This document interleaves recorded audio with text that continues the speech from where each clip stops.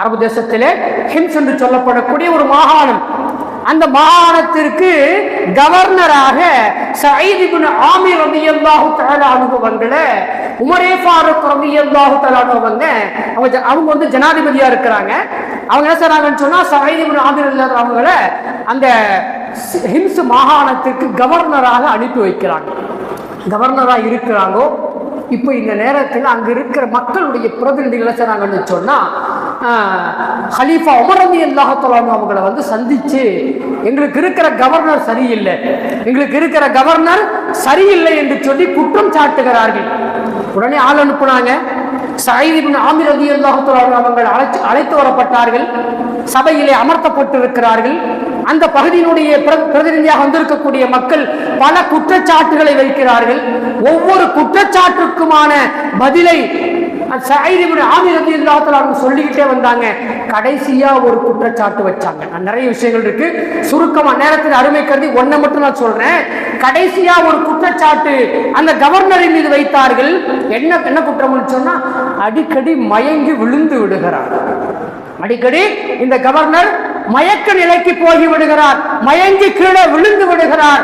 எனவே இவர் வந்து கவர்னரா இருப்பதற்கு எப்படி லாயக்கு என்று சொல்லி உமர் ரலியல்லாஹு தஆலா இடத்திலே அந்த மக்களின் பிரதிநிதி ஒரு முறையீட்டை செய்கிறார்கள். அப்போ உமர் ரலியல்லாஹு தஆலா அவங்க கேட்கிறாங்க, என்ன அவங்க சொல்றது உண்மைதானா? மக்களுடைய பிரதிநிதிகள் வந்து சொல்லுவது உண்மைதானா? ஆமாம், நான் மயங்கி விழுந்து விடுகிறேன், நான் மயங்கி விழுந்து விடுகிறேன், உண்மைதான்.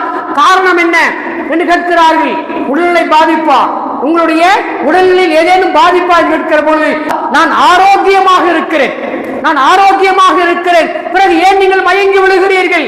சொல்றாங்க, நான் இஸ்லாத்தை ஏற்றுக்கொள்வதற்கு முன்னால், இன்னும் இஸ்லாத்தை ஏற்றுக்கொள்ளவில்லை, இஸ்லாத்தை ஏற்றுக்கொள்வதற்கு முன்னால் குபைப் ரலியல்லாஹு தஆலா அன்ஹு அவர்களை இறை நிராகரிப்பாளர்கள் அவர்களை கொல்லுகிற பொழுது கத்தியை கொண்டு அறுத்தார்கள், வாளை கொண்டு அறுத்தார்கள், ரத்தம் பீரிடுகிறது, உறுப்புகளை அறுக்கிறார்கள். நான் பார்த்து கொண்டே இருக்கிறேன். அவர்களை மரணிக்கிறவரை மரணித்ததற்கு பிறகும் உறுப்புகளை எல்லாம் துண்டிக்கிறார்கள். நான் பார்த்து கொண்டே இருந்தேன். ரப்பே, என்னை நீ எங்கே பிடித்து விடுவாயோ? ரப்பே, என்னை நீ பிடித்து விடுவாயோ? நான் இஸ்லாத்தை ஏற்றுக்கொள்வதற்கு முன்னால் நடந்த நிகழ்வாக இருந்தாலும் தடுக்க எனக்கு சக்தி இருந்தும் நான் தடுக்காமல் வேடிக்கை பார்த்து கொண்டு இருந்து விட்டேனே என்ற அந்த சிந்தனை எனக்கு வரும்போதெல்லாம் நான் சுயநினைவை இழந்து மயங்கி ரப்பியுடைய அந்த தண்டனையை பயந்து மயங்கி விழுந்து விடுகிறேன்.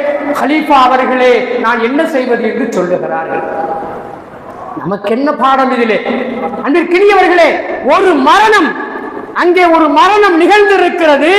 இவருக்கு குற்ற உணர்ச்சி, நான் அவரை காப்பாற்ற முடியவில்லையே, அல்லது அந்த மரணத்தினால் எனக்கு கிடைத்தது தண்டனையோ என்னமோ தெரியவில்லையே, எனக்கு கிடைக்க போவது தண்டனை கிடைத்து விடுமோ, அல்லாஹ் என்னை பிடித்து விடுவானோ என்ற குற்ற உணர்வு யாருக்கு வருதுங்க?